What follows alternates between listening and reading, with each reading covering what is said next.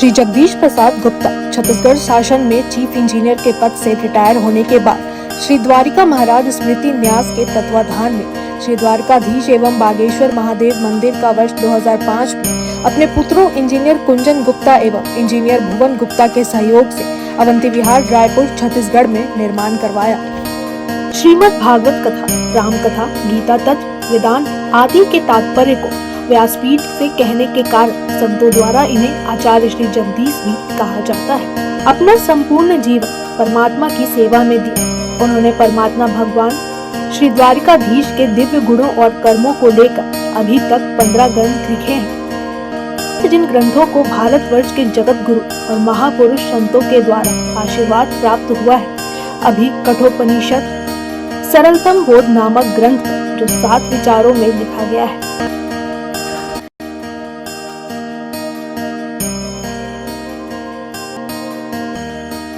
ज्ञान स्वरूप बुद्धि को महान आत्मा में, ज्ञान मन ज्ञान स्वरूप बुद्धि को महान आत्मा में विलीन कर दीजिए। यहाँ महान विशेषण के सहित आत्मा का प्रयोग हुआ था। आत्मा सब जीवात्मा का वाचक है, महतत्व का नहीं। जीवात्मा इन सब का स्वामी है, अतः उसके लिए महान विशेषण देना उचित ही है।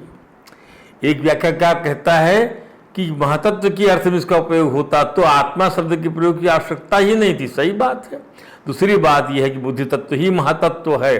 तत्व विचार काल में इनमें भेद नहीं माना जाता। इसलिए उक्त मंत्र में जहाँ निरोध एक तत्व को दूसरे में लीन करने का प्रसंग है, वहाँ भी बुद्धि का निरोध महान आत्मा में करने के लिए कहा गया है।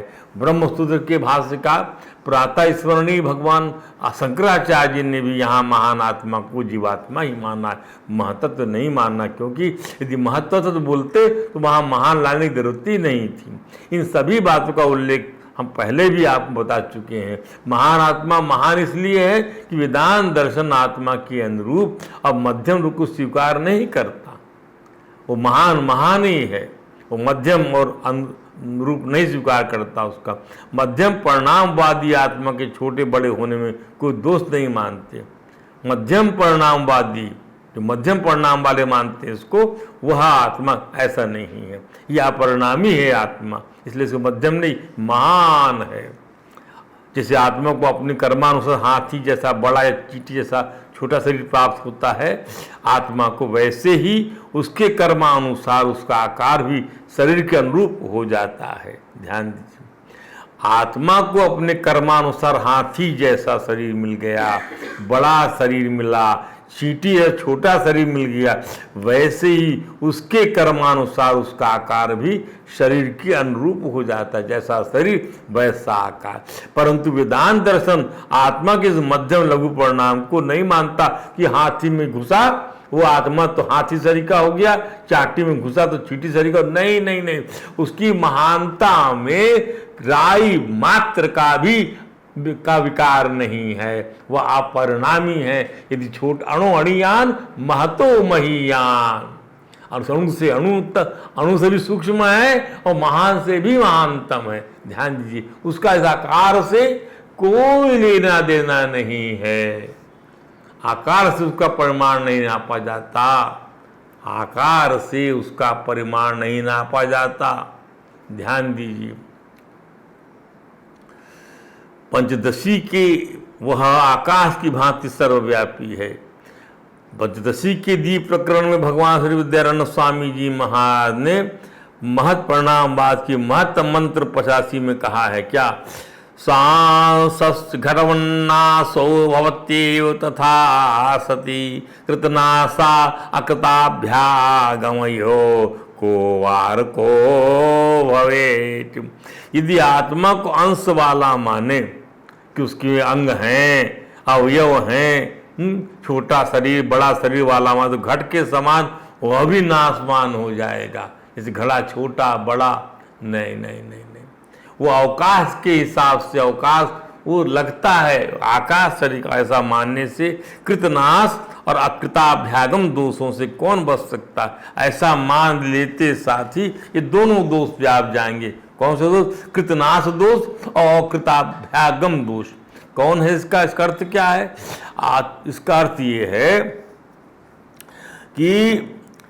किए गए कर्म का फल हमको नहीं भोगना है, तो यह कृतनाश दोष हो गया। क्या हो गया कि किए गए कर्म का फल हम नहीं भोगेंगे, कृतनाश दोष। कृतनाश माने हमारा किया गया कर्म जो है नष्ट हो गया, हमें उसका फल नहीं भोगना है, तो कृतनाश दोष हो गया। जबकि ऐसा नहीं है। और न किए हुए कर्मों का फल भोगना, हम जो कुछ किए ही नहीं है, आकृत अभ्यागम दोष, हमने कुछ किया ही नहीं है, वह दोष हो गया। तो आत्मा के नष्ट होने पर उसके लिए कर्म अयुक्त अभुक्त रह जाएंगे। आत्मा के नष्ट होने पर, आत्मा नष्ट हो गया तो कौन कर्म को भोगेगा, कौन सा कारण बनेगा। यदि नवीन आत्मा उत्पन्न होकर अकस्मात कर्म का भोगता करता है, तो उसे अपने शरीर द्वारा न किए हुए कर्म का फल भोगना पड़ेगा। इसलिए दोनों दोषों से वह परे है। कृतनाशा अकृता, कृतनाश दोष से अर्थात किए गए कर्म का नाश नहीं होता, और अकृताभ्यम गमो को वार को भवे, ध्यान दीजिए। तो इस प्रकार से कहा गया, कौन बचेगा ऐसे दोषों से। इसलिए वह आत्मा महान है। अंश वाला उसको मान नहीं सकते, अवयव वाला उसको मान नहीं सकते। जहाँ जैन धर्म, जैन दर्शन आत्मा को नित्य मानता है, उसके शुभाशुभ कर्मों के अनुसार फल भोगने के लिए पुनर्जन्म स्वीकार करता है। इस सिद्धांत के अनुसार आत्मा को मध्यम आकार का नश्वर मानना विरोध उत्पन्न करता है।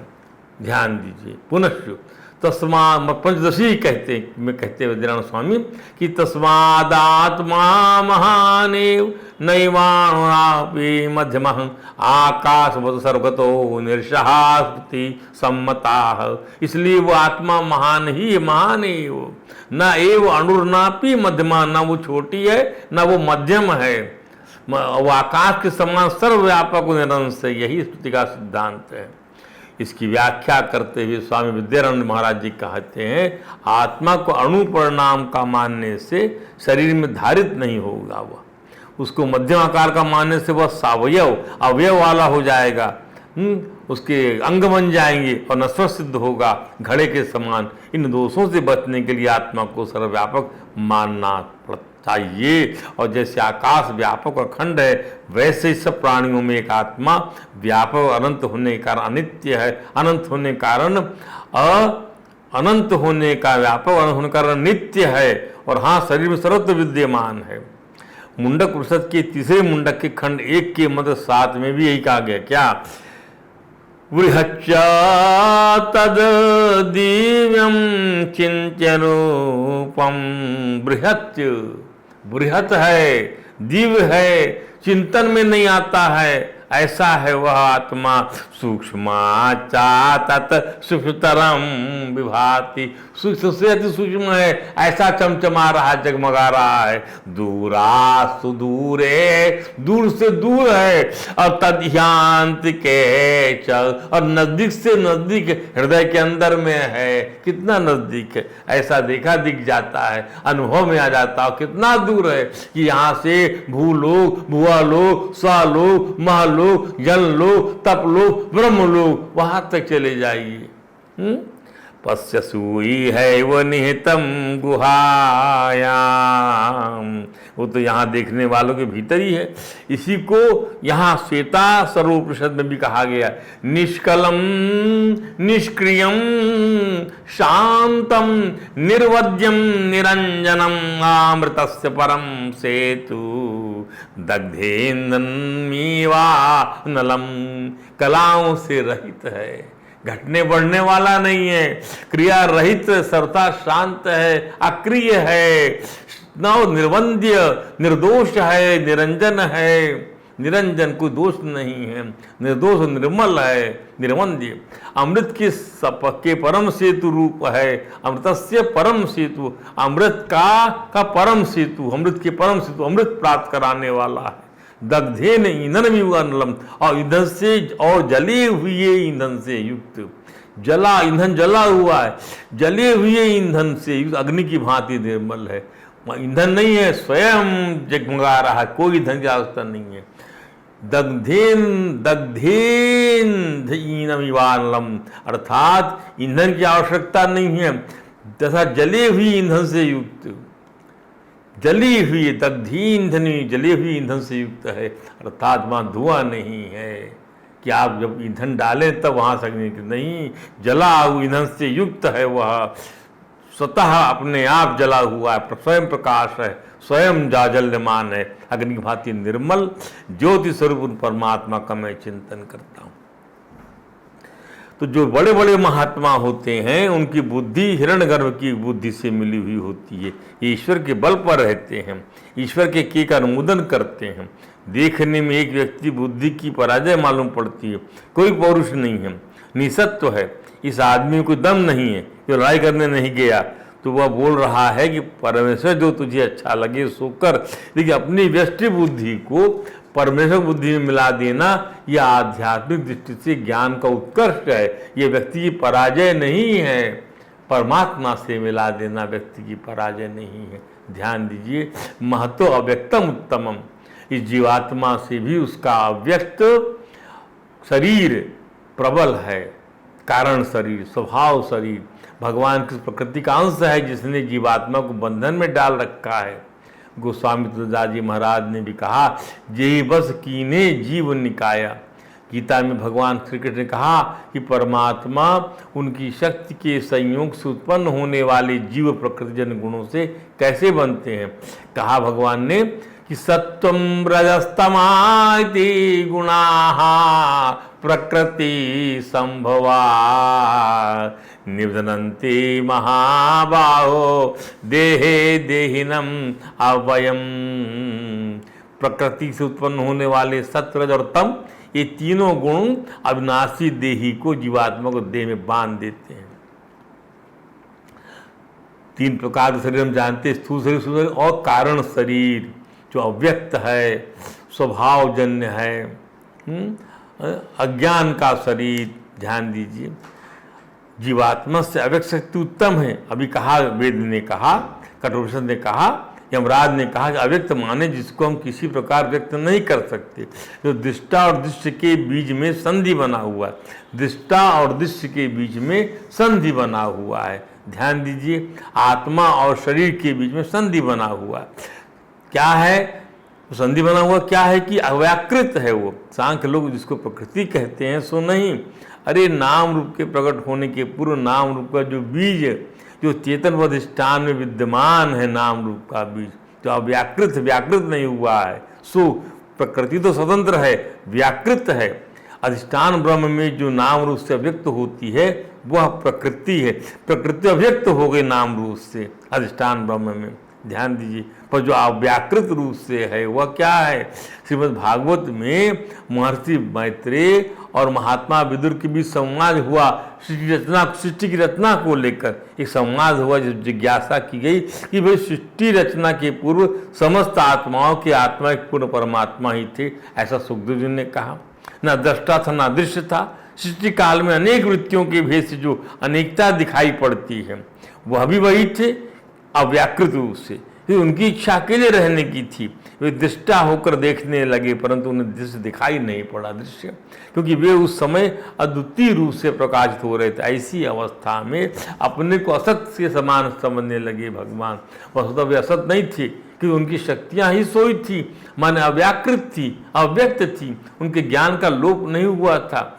सावाए तस्य संदृष्टु शक्ति सदसात्मिका माया नाम महाभाग ययेदम निर्ममे विभु काल वृत्त्यात् मायायाम गुणमय्यामधोक्षजाः पुरुषेणात्मभूतेन वीर्यमाधत्त वीर्यवान्। यह दृष्टा और दृश्य का अनुसंधान करने वाली शक्ति ही कार्य कारण रूपा माया है। दृष्टा और दृश्य का अनुसंधान करने वाली शक्ति, इस शक्ति के माध्यम से अनुष्ठान करने से ही आप अनुसंधान कर पाएंगे, समझ पाएंगे कि ये जो है भ्रांति है कि ये वास्तविकता है। हे महात्मा, इस भावाभाव रूप अनवचनीय माया के द्वारा भगवान ने इस विश्व का निर्माण किया है। मनुष्य काल शक्ति से जब यह त्रिगुणमयी माया को क्षोभ प्राप्त हुआ, काल शक्ति से, काल वृत्त्यात् मायाम, तब उन इंद्रिया की चिन्मय परमात्मा ने अपने अंश पुरुष रूप से उसमें चिदाभास रूप बीज स्थापित किया। इसके आगे मैत्रेय जी ने स्पष्ट किया कि काल की प्रेरणा से अव्यक्त माया से महतत्व प्रकट हो गया। यह विज्ञान स्वरूप था, अपने में सूक्ष्म प्रपंच की भी अव्यक्ति करने वाला था। इस दृष्टांत से समझ में आता है कि अव्यक्त माया में नाम और रूप दोनों प्रकट नहीं है। अव्यक्त माया में, अव्याकृत माया में, परंतु नाम रूप का बीज मौजूद है। ध्यान दीजिए, अव्यक्त माया में, अव्याकृत माया में नाम और रूप दोनों प्रकट नहीं है, इसलिए वह अव्यक्त है। ध्यान दीजिए, परंतु उसमें उसका बीज विद्यमान है। जब वो बीज जो है प्रस्फुटित होता है तब व्यक्त हो जाता है। किसमें मौजूद है? तो बोले चेतन में मौजूद है। उसको बोलते अव्याकृत, विशेष प्रकृति से रहित चेतन में मौजूद है। वो किसमें मौजूद है? वो बीज नाम रूप का चेतन में है। विशेष आकृति की पूर्वावस्था अथवा विशेष आकृति की उत्तरावस्था तो चेतन में अध्यस्त है। विशेष आकृति की पूर्वावस्था, मान लीजिए कोई आम बनने वाला है, कोई झाड़ बनने वाला है, तो उसकी पूर्वावस्था उसमें है और उत्तरावस्था भी है कि पहले झाड़ बनेगा फिर उसमें ऐसे ऐसे आम लगेंगे, उत्तरावस्था भी है। ध्यान दीजिए, पहले ये ऐसा दिखाई पड़ेगा फिर ये ऐसा दिखाई पड़ेगा पूर्वावस्था में। तो ये दोनों अवस्थाएं उसमें अध्यस्त होती उस चेतन, उस बीज में है। ये ज्ञानियों का कहना है कि विशेष आकृति का अर्थ केवल ये शरीर नहीं है। अनंत कोटि ब्रह्मांड में जितना भी नाम मालूम पड़ता है और रूप मालूम पड़ता है और उनकी स्थूल सूक्ष्म कार्य अवस्था मालूम पड़ती है, विशेष आकृति है। और वह सब आकृति जिस अप्रगट बीज में है, अव्याकृत बीज है, और वह बीज जिस चेतन में अध्यस्त है, उस सबीज चेतन का नाम, बीज सहित वाले चेतन का नाम, सगुण ईश्वर का नाम अव्याकृत है। तो क्या यही सर्वोपरि तत्व है? नहीं नहीं नहीं। हम स्वयं को देखें, ये संपूर्ण विषय इंद्रियों में, संपूर्ण इंद्रियां मन में, मन जो है सो व्यष्टि बुद्धि में, और व्यष्टि बुद्धि समष्टि बुद्धि में, और समष्टि बुद्धि अव्याकृत में, और इस अव्याकृत के हम दृष्टा हैं, इस सगुण ईश्वर के, इस कारणों सही चैतन्य के। ध्यान दीजिए, कारणांत हम दृष्टा हैं और चेतन हमारा स्वरूप है। तो भगवान यम ने कहा अगले मंत्र में, अव्यक्ता तु परहा पुरुष व्यापको अलिंगे वचा यम ज्ञात्वा मुच्यते जंतुर मृतत्वम चा गच्छति। परंतु अव्यक्त से भी वह व्यापक और सर्वत्र आकार रहित परम पुरुष श्रेष्ठ है। अव्यक्त से भी व्यापक और सर्वथा आकार रहित, एक अव्याकृत हो गया और अव्यक्त से भी वह व्यापक सर्वथाकार रहित हो गया, जिसको जानकर जीवात्मा मुक्त हो जाता है और अमृत स्वरूप आनंदमय ब्रह्म को प्राप्त करता है। ध्यान दीजिए, तो ये पहले ही बात आ चुकी थी कि महता परम अव्यक्तम अव्यक्तात् पुरुषः परम। यमराज ने पहले बता दिया था प्रथम अध्याय की 3री वल्ली में, जीवात्मा से माया प्रबल है, महता परम अव्यक्तम अव्यक्तात् पुरुषः परम। अतः जीवात्मा माया को पराभूत नहीं कर सकता, परंतु माया से परमात्मा अर्थात भगवान श्री रघुनाथ जी महान है, अतः वे ही माया को पराभूत कर सकते हैं। इसलिए रावण, मेघनाथ आदि किसी की माया श्री राघवेंद्र को पराभूत न कर पाई और श्री रघुनाथ जी से परास्त हो अदृश्य हो गई। पुरुषोत्तम भगवान श्री रघुनाथ जी से कोई प्रबल नहीं है, वे ही अतिमति सा काष्ठा सा परागति ही। दूसरी माया के कारण ही जीव के हृदय में अज्ञान का अंधकार मोह रूपी अज्ञान प्रबल रहता है। माया के कारण जीव के हृदय में अज्ञान का अंधकार मोह रूपी अज्ञान प्रबल रहता है, माया के कारण। इसलिए जड़ माया और चेतन जीवात्मा में ग्रंथि पड़ी हुई है। जीवात्मा इसमें अपने अज्ञान से ही बंधा हुआ है, जबकि वह चेतन है, हरि का ही रूप है। ममई वांश से जीवलोके जीव भूता सनातन, भगवान ने कहा मेरा ही अंश है जीवलोके। इस जीव जो है लोक में मेरा ही अंश है, मई वांश से जीव लोके जीव भूता, और जीव मेरा ही सनातन अंश है। इस त्यूता और बानर अपने को अज्ञान से बंधा हुआ मानते हैं और शिकार बन जाते हैं। इसी प्रकार जीवात्मा असंगता में नहीं, संगता में पड़कर, आसक्ति में पड़कर नाना योनियों में जन्मता और मरता है। इसके लिए ईश्वर कृपा की आवश्यकता होती है। जीव को इस प्रकार जन्म मरण के चक्र में न घूमना पड़े। ईश्वर की कृपा सत्संग के बिना प्राप्त नहीं होगी। बिनु सत्संग विवेक न होई, राम कृपा बिनु सुलभ न होई। अब देखिए, सत्संग से ही विवेक की प्राप्ति होगी। विवेक माने क्या? विविध में एक का चयन ही विवेक है। विविध क्या है? माया ही विविध है, वही बहुरूपिया है। और एक क्या है? एक है परमात्मा, एक है मर्यादा पुरुषोत्तम भगवान श्री राघवेंद्र और लीला पुरुषोत्तम योगेश्वर भगवान श्री कृष्ण। यही परब्रह्म है, यही आत्मविद्या है, यही आत्मज्ञान है, यही निर्गुण है। और अमृत, यही अमृत है, यही परम गति है, यही परम धाम है। यहाँ पहुंचकर जीव को वापस नहीं जाना पड़ता। भगवान यम ने आत्मज्ञान की महत्ता को प्रतिपादित करते हुए बतलाया। क्या एक मंत्र दिया, उन्होंने कहा था उन्होंने कि उत्तिष्ठता जागृता प्राप्य वरान निबोधता। उत्तिष्ठ, जागृत हो जाओ, उठ जाओ, प्राप्य वरान निबोधत। महापुरुषों की सहायता और परमात्मा कृपा के बिना वैसा ही दुस्तर है यह ज्ञान प्राप्ति का मार्ग। परमात्मा तो बड़ा गहन है, जिस पर चलना क्षुरस्य धारा विनिशिता दुरतया दुर्गम पथस्तत्कवयो वदन्ति। बड़े बड़े महापुरुष कहते हैं बड़ा कठिन है यह रास्ता, ये छुरे की धार पर चलने के बराबर है। जिस प्रकार छुरे की तेज धार पर चलना, ऐसा जैसे धार लगी चल ही नहीं सकेंगे, खूना खून लहूलुहान हो जाएगा चरण आपका।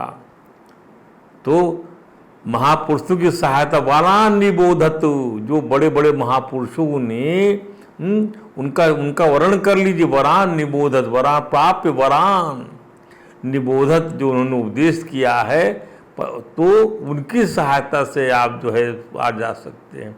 ऐसे दुस्तर मार्ग से सुगमता पूर्वक पार होने का सरल उपाय है कि वे अनुभवी महापुरुष ही बता सकते हैं। वरान, जो स्वयं से पार कर चुके, कैसे वह लहूलुहान नहीं होगा पैर आपका इस रास्ते पे चलने से।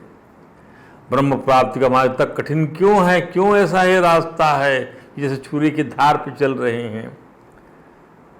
परमात्मा तो प्राकृत शब्द, स्पर्श, रूप, रस, गंध से रहित है।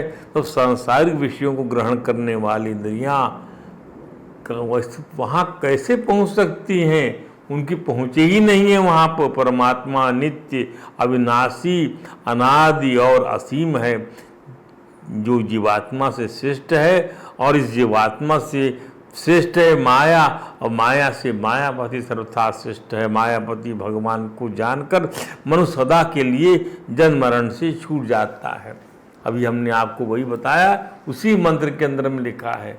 क्या? जो यमराज जी ने बताया, क्या बताया कि यम ज्ञात्वा मुचते जंतुम, उसको जानकर, उस अलिंग व्यापक परम पुरुष को जानकर, जो माया से भी जो है बलवान है, आप जो है जंतु जो है वह मुक्त हो जाता है और अमृत पद को प्राप्त करता। अब आइए परब्रह्म की प्राप्ति का साधन और उसको जानने का फल, ये अंतिम विचार के ऊपर में हम इस पर विचार करेंगे। मायापति भगवान को जानने का फल। भगवान यम अब मायापति भगवान को प्राप्त करने के साधन तथा उनको जानने के फल को बताते हुए उपदेश की समाप्ति की ओर हमको ले जा रहे हैं। हमें अव्यक्त माया को समझने के लिए विद्वानों की कतिपय उदाहरण समझने की आवश्यकता है। समझिए इस चीज़ को, तो जब इसको हम समझ जाएंगे तो हम अपनी चर्या को भगवान की प्राप्ति दिशा में और ज़्यादा सजाएंगे, संवारेंगे, अपने अंतःकरण को और ज़्यादा जो है शुद्ध बनाएंगे, विशुद्ध बनाएंगे, अपने आप को नित्य मुक्त समझेंगे। स्वामी विद्याचरण जी ने अपने ग्रंथ पंचदशी के दीप प्रकरण भाग 2 में बताया, ईश्वर अपनी माया शक्ति से समस्त जगत के रूप में व्यक्त दिखलाई पड़ता है। वाह! अपनी माया शक्ति से वह अव्यक्त परमात्मा व्यक्त दिखलाई पड़ता है। ध्यान दीजिए, अपनी माया शक्ति से। इसलिए अंतर्यामी रूप में ब्रह्मा, विष्णु, महेश, गणेश, सूर्य, चंद्र, वट, पीपल आदि किसी रूप में ईश्वर को स्वीकार करके उसकी उपासना करना उचित है, क्योंकि यह उसका व्यक्ति रूप है, व्यक्त रूप है उस अव्यक्त का। जैसे एक वृक्ष का तना भी वृक्ष है, उसकी शाखा भी वृक्ष है, उसकी टहनी भी वृक्ष है, उसी प्रकार हम जो कुछ देखने सुनने में आता है सब ईश्वर का ही रूप है, सब वृक्ष है, सारे अवयव ही वृक्ष है। जबकि वो है क्या? वो निर्वय, उसका कोई अवयव नहीं है, वो बीज रूप में है। माया की उपाधि परमात्मा ईश्वर कहलाता है। माया की उपाधि परमात्मा को ईश्वर बना देती है, फल देने वाला बना देती है, कर्म फल का विधाता बना देती है। माया की उपाधि से ऐसा बन जाता है। इसलिए परमात्मा की उपाधि माया के स्वरूप का निर्धारण परमात्मा से स्वयं की एकता जानने के लिए आवश्यक ज्ञान होगा। परमात्मा की उपाधि माया का स्वरूप का निर्धारण की जिससे परमात्मा ईश्वर कहलाता है, तो स्वयं की परमात्मा से एकता आप करेंगे तब इसके लिए इसका ज्ञान आवश्यक है। माया का स्वरूप पंचदशी के अनुसार स्वामी विद्याचरण महाराज जी ने बताया कि माया चेयम तमो रूपा, या माया तमो रूप है। तापनीय तदीर्णाम अनुभूतिम तत्र मानम प्रतिजज्ञे श्रुति स्वयं। क्या है यह माया? तापनी उपनिषद, निशी तापनी उपनिषद में माया को तमो रूपा कहा गया है। माया इयम माया तमो रूपा तापनीय तदीर्णात्। इसमें श्रुति अनुभव की प्रमाण की प्रतिज्ञा, श्रुति अनुभव के प्रमाण की प्रतिज्ञा स्वयं करती है। ध्यान दीजिए, अनुभूतिम तत्र मानम प्रतिजज्ञे, श्रुति स्वयं श्रुति प्रतिज्ञा करती है कि अनुभव के प्रमाण की प्रतिज्ञा स्वयं करती कि तमो रूपा। तमो रूपा माने अज्ञान स्वरूप है, श्रुति स्वतः कह रही है। ये मैं प्रतिज्ञा पूर्वक कहती हूं कि ये जो है तमो रूप है, माने माया तम या ज्ञान स्वरूप है। इसके लिए अनुभव ही प्रमाण है। इसके लिए अनुभूतिम तत्र मानम प्रतिजज्ञे श्रुतिम स्वयं। जहाँ तक ज्ञान का विस्तार है वहाँ सर्वत्र माया है। गोचर जहाँ लग मन जाई तहाँ लग माया, समझो भाई। जहाँ तक ज्ञान का विस्तार, इंद्रियों से इंद्रियातीत नहीं जाना जा सकता, इंद्रियों से इंद्रियातीत नहीं जाना जा सकता। जिनसे इंद्रियों को सामर्थ्य मिलती है वह सामर्थ्यवान केवल अनुभव स्वरूप हमारा आत्मा था। जहाँ तक आत्मा का विस्तार है अज्ञान का, जहाँ तक ज्ञान का विस्तार है वहाँ सर्वत्र माया है। माया चय्यम तमो रूपा तापनीय तदीर्णात्। इसके कारण सत्स्वरूप ब्रह्म तत्व आवृत, इसी कारण से सत्स्वरूप ब्रह्म तत्व आवृत रहता है। यदि हम सत्वस्तु का अनुभव नहीं करते तो अज्ञान माया ही है। श्रुति कहती है तदे जड़म मोहात्मकम, वह माया जड़ और मोह रूपा है। कुर्सी, मेज, कलम, कागज, दीवाले आदि अचेतन पदार्थ, जड़ पदार्थ, जड़ता सभी पुरुषों के अनुभव में आती है। हाँ आती है। ये कुर्सी है, ये मेज है, इदंता से जहाँ बुद्धि सद वस्तु को नहीं जान पाती, उसकी गति अवरुद्ध हो जाती है। जैसे मोह कहते हैं, जिससे उसे मोह कहते हैं। रस्सी को सर्व समझ लेना, सीप में चांदी का भ्रम होना मोह के उदाहरण है। इसी प्रकार नित्य परमात्मा का अनुभव न होना मोह है। नित्य परमात्मा का अनुभव न होना मोह है। इस प्रकार लौकिक दृष्टि से जड़ता और मोह का अनुभव सभी लोग करते हैं। युक्ति की दृष्टि से माया अनिर्वाच्य है। श्रुति ने भी माया को ना सदा भीत, ना सत और ना सत कहा है। ध्यान दीजिए, माया भाषित होने के कारण असत नहीं है और इसका बाद हो जाता है। इसलिए सत भी नहीं है। क्योंकि बाद हो जाता है, ये सत भी नहीं है। जिसका बाद ना हो, जिसका बाद हो जाता है, जिसको बाद की आवश्यकता नहीं है, वह सत है, बाद जिसका नहीं हो सकता। ज्ञान दृष्टि से माया तुच्छ है, यही समझने वाली बात है, ऐसा श्रुति कहती है कि उसकी निवृत्ति सदा के लिए हो जाती है। भगवान श्री कृष्ण ने गीता में माया को दुरत्या कहा है, दैवी का गुणमयी कहा है। दुरत्या उनके लिए है जो भोग और संग्रह अर्थात कामना और लोक की वृत्ति से पराभूत हैं। भगवान के द्वारा माया को दुरत्या कहने का तात्पर्य है कि ऐसे मनुष्य जो अपने को कभी सुखी मानते हैं, कभी दुखी मानते हैं, कभी समझदार मानते हैं, कभी नासमझ मानते हैं, कभी निर्मल मानते हैं, कि बलवान मानते हैं, इन भाव में तल्लीन रहते हैं। इस तरह आने जाने वाले प्राकृत भावों और पदार्थों में ही तादाद में ममता कामना करके उनसे बंधे रहते हैं और अपने को इनसे रहित नहीं कर सकते। यही इस माया का दुरत्यापना है। यह गुणमयी माया तभी दुरत्या होती है जब भगवान के सिवाय गुणों की स्वतंत्र सत्ता और महत्ता मानी जाए। अगर मनुष्य भगवान के सिवाय गुणों की सत्ता और महत्ता नहीं मानेगा तो वह गुणमयी माया से तर जाएगा।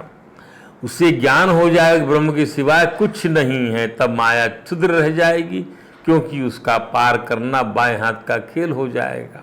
माया के बारे में बहुत अच्छी बात कहा है स्वामी विद्यारण्य जी महाराज ने। स्वतंत्रता ही माया स्याद प्रतीतेर बिना चित्तिम स्वतंत्रापि तथैव स्याद असंगस्यांथा कृते। माया परतंत्र है, क्योंकि उसकी प्रतीति चैतन्य के बिना नहीं हो सकती। चेतना के कारण ही उसकी प्रतीति होती है। किंतु माया उसी प्रकार स्वतंत्र भी है, क्योंकि वह असंग कुटस्थ को ससंग बना देती है। क्या बात है! किंतु माया उसी प्रकार स्वतंत्र भी है कि वह असंग कूटस्थ को ससंग बना देती है, आसक्ति से डुबो देती है उसको। इसलिए वह स्वतंत्र भी है, पावरफुल हो गई, उससे डुबा देती है उसको। उसी को असंग को संग बना देती है, ससंग बना देती है। जिससे माया में सत असत दोनों लक्षण हैं, उसी प्रकार वह परतंत्र और स्वतंत्र दोनों ही है। माया स्वयं जड़ है, वह स्वयं प्रकाशित नहीं हो सकती, इसलिए वह प्रकाशित होने के लिए चेतन तत्व पर आश्रित है। यही उसकी परतंत्रता है। दूसरी दृष्टि से माया स्वतंत्र भी है, वह निर्विकार असंग आत्मा को अपने प्रभाव से विकारी सा बना देती है। अभी हमने कहा ना महतो, तो अभी हमने कहा कि महतो अव्यक्तात् पर महतो अव्यक्तम परम, उस आत्मा से, उस जीवात्मा से अव्यक्त माया बलवान है, इसलिए उसको विकारी बना देती है। उस निर्विकार असंग आत्मा को अपने प्रभाव से इसके फलस्वरूप जगत सत्य प्रतीत होता है और उसमें आसक्ति उत्पन्न होती है। यह माया की स्वतंत्रता है। इसी तथ्य के संबंध में एक बात और कि यह माया जहाँ कूटस्थ और असंग और निर्विकार आत्मा को जगत रूप बना देती है और चिदाभास रूप से जीव और ईश्वर की रचना कर देती है, ध्यान दें, यही आत्मा, यही माया कूटस्थ और असंग निर्विकार आत्मा को जगत रूप बना देती है और चिदाभास रूप से जीव और ईश्वर की रचना कर देती है। ध्यान दें, आत्मा और परमात्मा कूटस्थ हैं, उनमें किसी प्रकार का परिवर्तन या विकार नहीं होता। वह असंग होने का निर्लेप रहता है, किसी अन्य वस्तु का प्रभाव पर नहीं पड़ता। फिर भी माया शक्ति अपने अन्यथा भाव उत्पन्न कर, उनमें अन्यथा भाव उत्पन्न कर जगत रच देती है। यह जगत विकारी है। वही माया परमात्मा की चिदाभास से प्रकाशित होकर चेतनवत भाषित होती है, इसलिए भी इसको अजन्मा कहा गया है। ध्यान दीजिए, वही माया परमात्मा के चिदाभास से प्रकाशित हो चेतनवत प्रकाशित होती है, समष्टि और व्यष्टि रूपों में विभक्त होकर ईश्वर जीव धारण कर लेती है। समष्टि रूप में ईश्वर बन जाती है, व्यष्टि रूप में जीव बन जाती है। ध्यान दें, शुद्ध माया सत्व माया में परमात्मा का प्रतिबिंब ईश्वर है, इस मलिन तत्व में उसका प्रतिबिंब जीव है। क्या बात है! बुद्धि मलिन है तो वही माया जीव के रूप में प्रतीत होगी। और यदि सत्य जो है सत्व आपका शुद्ध है, बुद्धि सत्य शुद्ध है, तो उसी में वह माया ईश्वर के रूप में प्रतिबिंबित होगी। ध्यान दीजिए, मतलब यह कि जीव और ईश्वर का भेद माया की उपाधियों के कारण है। इसीलिए वेदांत अंतःकरण की माने सत्य की शुद्धि के लिए जोर देता है, ताकि साधक स्वयं को जीव नहीं अपितु ईश्वर महसूस कर सके।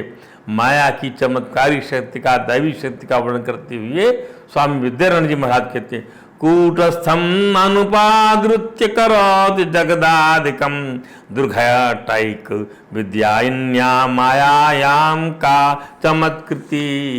यह माया कूटस्थ में कोई उपद्रव उत्पन्न किए बिना जगत आदि की रचना करती है। माया दुर्धट कार्य करने में चमत्कारी सामर्थ्य रखती है। भगवान शंकराचार्य ने कहा है, अघटित घटना घटी ऐसी माया, माया दुर्घट पदार्थ की घटना करने में चतुर है, दुर्घट पदार्थ की। ध्यान दीजिए, हम कहीं यह न समझ लें कि कूटस्थ और असंग आत्मा में ही माया जगत की रचना कर देती। नहीं, दुर्घट पदार्थ की घटना करने में जो ऐसा पदार्थ घट जाएगा, आपको लगेगा नहीं ये तो घटने वाला नहीं था, उस दुर्घट पदार्थ की। हमें जान लेना चाहिए कि माया के कारण कूटस्थ में न तो कोई विकृति होती और न आत्मा की असंगता ही नष्ट होती है। आत्मा का कूटस्थ और असंग लक्षण यथावत बना रहता है और जगत की रचना भी हो जाती है। ये माया का चमत्कार नहीं तो और क्या है। कभी मरुस्थल में जल की प्रतीति होती है तो क्या उसमें बालू का कण भींग जाता है? नहीं, केवल अज्ञान की मूर्खता की प्रतीति होती है।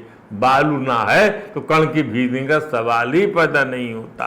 उसी प्रकार माया की रचना जादू की खेल के समान प्रतीति मात्र है, इंद्रजाल जैसा है। इसलिए ब्रह्म ज्ञान के उपदेश हेतु उपनिषदों की आवश्यकता है कि माया के ऐसे किसी चमत्कार से हमारा ज्ञान प्रभावित न हो, पराभूत न हो। अस्तु माया को जानने के बजाय मायापति को जानने से ही जीव को अमृत स्वरूप आनंदमय ब्रह्म की प्राप्ति होगी। दैवी है सा गुणमयी ममाया दुरतया मामेव ये प्रपद्यन्ते माया में ताम तरन्ति ते। जो मेरी शरण में आ जाए, जो अपने स्वरूप को समझने की चेष्टा करे, वो माया तो है ही नहीं, न थी, न है, न रहेगी, कहीं से कहीं तक नहीं रहेगी ये माया। ध्यान दी, उपाधि कहाँ रहने वाली है? उपाधि को बैठा दिया है आपने, आइए कुर्सी में विराजिए आप। माया इस रूप में मेरा नाम है, इस रूप में मेरा रूप है। नहीं, ये उपाधि से हटकर निरुपाधिक स्वरूप में जाइए, जहां उपाधियों को चमचमा रही है वो निरुपाधिकता आत्मा की, कूटस्थ की। ध्यान दीजिए, भगवान यम ने कहा कि माया को जानने के वजह से हमने मायापति को जानने से ही जीव को अमृत स्वरूप आनंदमय ब्रह्म की प्राप्ति होगी। कहा उन्होंने यही कहा ना। क्या कहा उन्होंने? ये कहा क्या कि अगता तु परा पुरुषो व्यापको अलिंग एव च यं ज्ञात्वा मुच्यते जंतु की माया से परे है वो परमात्मा। इसलिए इसको समझ लीजिए, अपने चित्त को निर्मल कर लीजिए आप, ताकि उसमें अंदर में उसका प्रतिबिंब भास सके जो कि दबा के रखा हुआ है। उसकी मलिनता ने निमित्त की मलिनताओं से वह समझ में नहीं आ रहा है। ध्यान दीजिए, तो परमात्मा को जानना माने स्वयं को जानना है, अमृतत्व की उपलब्धि करना है, इस तत्व का बोध करना है, परमात्मा का साक्षात्कार करना है, माने स्वयं को ज्ञान का विषय बना लेना है। तो कैसे बनेगा? इस पर भगवान यम कहते हैं, ना संदृशे तिष्ठते रूपमस्या